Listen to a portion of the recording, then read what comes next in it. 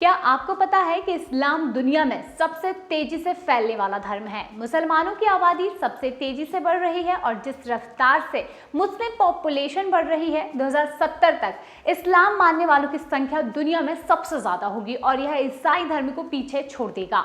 प्यू research centre की एक report के मुताबिक साल 2060 तक पूरी दुनिया में मुसलमानों की कुल आबादी 2015 के मुकाबले 70% बढ़ जाएगी और 3 बिलियन के आसपास मुसलमान होंगे। 2015 में मुस्लिम पॉपुलेशन 1.8 बिलियन थी। साल 2010 में मुस्लिम आबादी वाले देश में इंडोनेशिया, पाकिस्तान और भारत क्रमवार टॉप 3 में शामिल थे।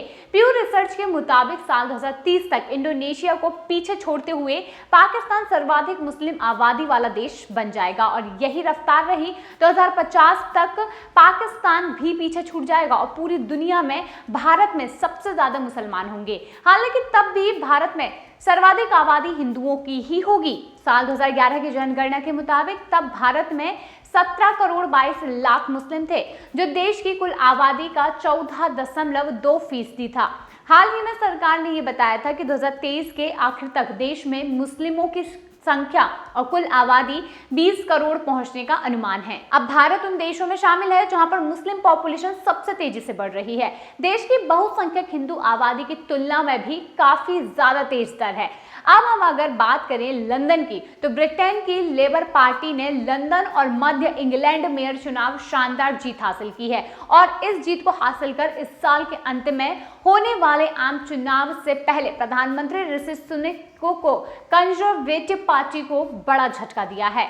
शनिवार को लंदन मेयर के रूप में सादिक खान ने रिकॉर्ड तीसरी बार जीत हासिल की और साथ ही उनकी पार्टी को गाजा इजराइल हमले में इजराइल की निंदा न करने के बावजूद मुस्लिम आबादी की भारी संख्या में वोट मिला।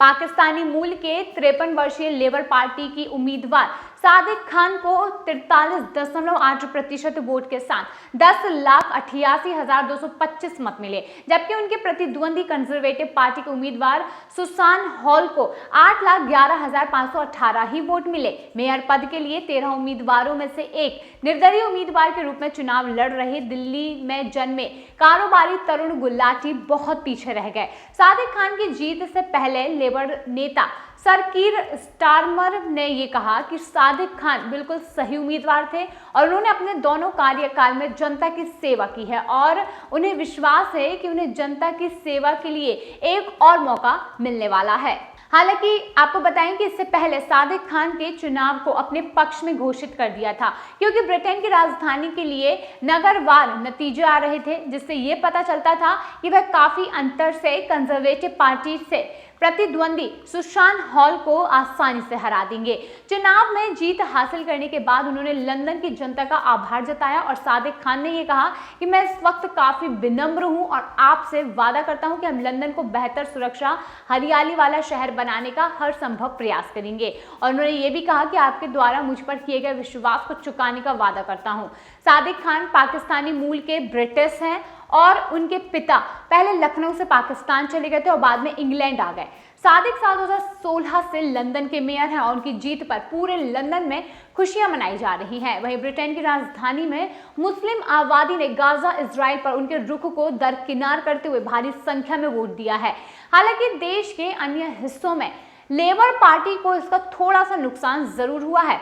गौरतलब है कि लेबर पार्टी गाजा इजराइल संघर्ष में इजराइल की निंदा नहीं की थी। सादिक की कुछ नीतियां विवादास्पद भी रहीं और जैसे कि लंदन के लिए उनके प्रदूषण विरोधी अभियान के हिस्से के रूप में ultra low emission zone tariff bracket के तहत आने वाले वाहनों के ड्राइवरों पर उच्च लागत के कारण भी उनकी लोकप्रियता को कोई नुकसान नहीं हुआ। अब बता दें कि लंदन के मेयर की भूमिका राजधानी भर में रहने वाले 8.9 मिलियन लोगों का प्रतिनिधित्व करती है और इसका बजट GBP 20.4 मिलियन है। यह ट्रांसपोर्ट फॉर लंदन के लिए जिम्मेदार है और शहर में सड़कों, पुलिस व्यवस्था, घर पर कुछ नियंत्रित रखता है।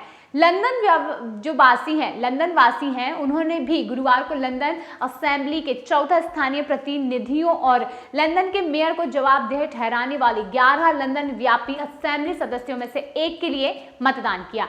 लंदन के अलावा लेबर पार्टी ने अधिकांश स्थानीय चुनावों में अपनी जीत का सिलसिला जारी रखा, जिसे इस साल के अंत में होने वाले आम चुनाव से पहले मतदाताओं के मूड समझने के तौर पर देखा जा रहा है। अब क्योंकि सादिक खान यहाँ पर चुनाव जीते हैं और वे पाकिस्तानी मूल के हैं और उन्हें ज्यादा से ज्यादा वोट मुस्लिम समाज से यानी कि पाकिस्तान से ही मिले हैं, तो अब ये मानना होगा कि आखिर उन्हें जो पाकिस्तानी वोट मिले हैं, जो मुस्लिम के वोट मिले हैं, तो क्या यहाँ पर अब ये सवाल उठ रहा है कि यहाँ पर जो शरिया कानून को लागू करने के मुद्दे, शरिया कानून को लागू करने की जो बात उठ रही है, तो क्या अब शरिया कानून लागू हो जाएगा? क्योंकि जिस तरीके से सादिक खान जो जीते हैं वो तीसरी बार यहाँ पर जीत हासिल कर चुके हैं और उन्होंने कहीं ना कहीं ये बात अपनी एक बयान में भी कही थी कि शरिया कानून को लाना होगा। तो अब यहाँ पर शरिया कानून लागू करने की जो बात है वो तेजी से बढ़ने लगी है। तो क्या सच में सादिक खान के आने के बाद शरिया कानून लागू हो जाएगा? इसके साथ और भी कई जगह पर जहाँ पर मुस्लिम पॉपुलेशन, जैसा कि मैंने आपको बताया कि मुस्लिम जो समाज के जो लोग हैं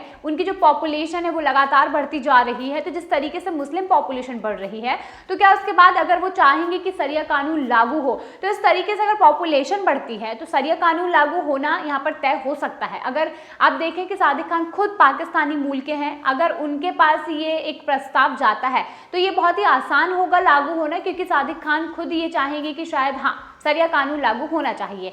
तो आप क्या मानते हैं कि क्या सच में शरिया कानून लागू हो सकता है? क्योंकि सादिक खान पाकिस्तान मूल से हैं और तीसरी बार वो इस चुनाव को जीते हैं। तो यहाँ पर कयास ये लगाए जा रहे हैं कि शरिया कानून को यहाँ पर मोहर दी जा सकती है। तो आपको क्या लगता है कि क्या शरिया कानून लागू होना चाहिए या फिर नहीं? इस वीडियो को देखकर जरूर बताएं और वीडियो अगर पसंद आया हो तो लाइक जरूर करें।